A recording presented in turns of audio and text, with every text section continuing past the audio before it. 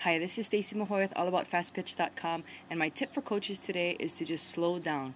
Take the time necessary to teach and instruct your players in the different skills or plays that you want them to execute before you ask them to execute it.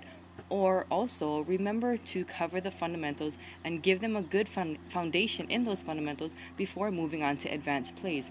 It's so easy for us to get caught up in the excitement of the season and with the upcoming games, and we want to move so fast through all the fundamentals and get through the advanced plays. Or we're so excited to throw new things at our team that we don't take the time to give them the instruction and the information that they need to properly and successfully execute the plays or the skills that we're asking them to execute. And I'll give you a really quick example. This is with relays, especially at the younger ages. Now, of course, this may not be true with the older girls in relation to relays, but the same idea and the same concept does hold true when you're teaching the older girls more advanced skills or plays that you want them to execute. So, relay example.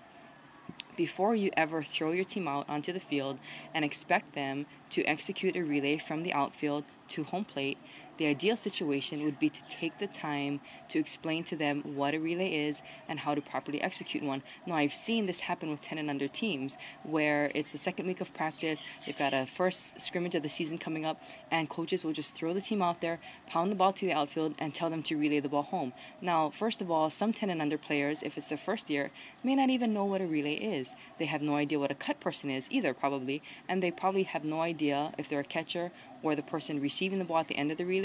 They may have no idea how to help the cutoff person line up. So what would be wise, or what would be a better idea, is to take the time to explain what a relay is, how to execute it, what the different roles are for the different parts of the relay, the outfielder, the cutoff person, and the person receiving the ball, and explain all of that to your team so that they understand what's going on and what they're supposed to do and why they're doing it, and then put them through drills or smaller scenarios where they're executing these particular skills instead of just throwing them all into positions and then expecting them to execute it. One thing you can do is split your team into 3 groups. Have one group be the outfielder, have one group in the role of the cutoff person, and have the other group in the role of the receiving person at the end of the relay. And explain before you run them through the drill, explain to them what the outfielder is supposed to do, what the cutoff person is supposed to do, and what the receiving person is supposed to do. And then hit the ball out and have them execute that. And then rotate all of the groups through the different stations so that they have a good understanding of what each person is supposed to do, each role of the relay, each part of the relay is supposed to be doing, and then throw them into the scenario, into positions in a defensive practice, and ask them to execute the relay to third, or ask them to execute the relay home.